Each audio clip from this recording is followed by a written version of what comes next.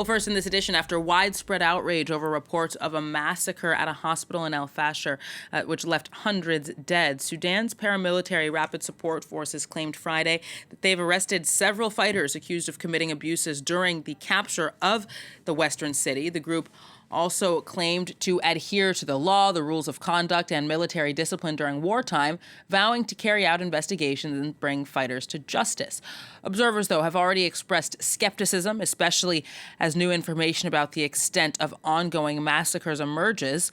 On Friday, the UN Human Rights Office said that hundreds of Sudanese civilians and unarmed fighters may have been killed in paramilitary forces' capture of El-Fasher, the international organization detailing a pattern of abuse since the start of the war. Take a listen. For more than 2.5 years, we've been documenting serious violations of human rights and IHL by the Sudanese armed forces and the rapid response forces.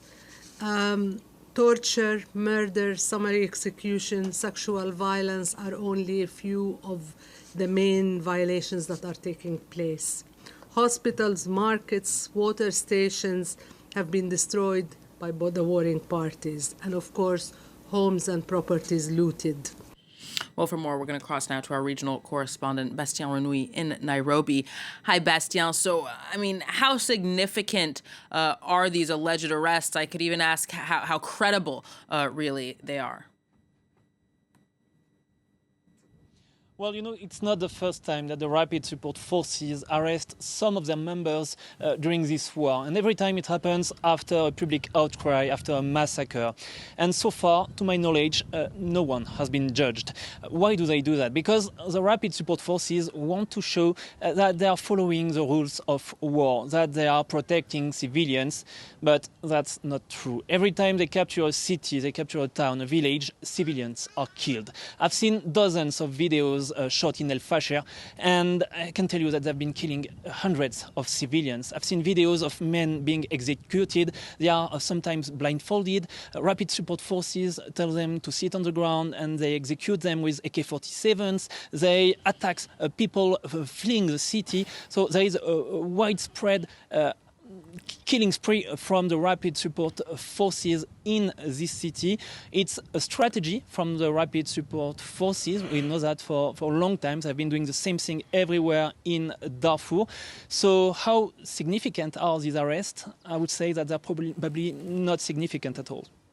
So, Bastien, civilians, unfortunately, are killed in every conflict. But what do we know about the reasons specifically behind these RSF massacres in Darfur? What's the objective, if you can even speak of such a thing?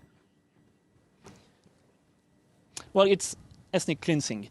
To understand that, you have to understand that the Sudanese society is divided into two groups, members of Arab tribes and members of African tribes. Rapid Support Forces members are a part of Arabic tribes, and they believe that they are the masters of Darfur. They want to eradicate members of African tribes. That's what happened in 2003 during the civil war in Darfur. At that time, the Rapid Support Forces were not a paramilitary force. They were called the Janjaweed militia, and they killed hundreds of thousands of people. And the same thing is happening at the moment. The last time I traveled to Darfur was in 2022, just before the war. When I was in El Janina, the capital of West Darfur, I saw many members of the Arab tribes calling African tribes members slaves. It gives you an idea of the relation they have, and they're not even hiding to say that. And shortly after, when the war broke in 2023, the Rapid Support Forces took control of the city, and they killed more than 10,000 civilians, according to the United Nations. So the death toll might be even worse in El-Fasher, because 200,000 people, civilians, were living in the city when the Rapid Support Forces won the battle versus the Sudanese military.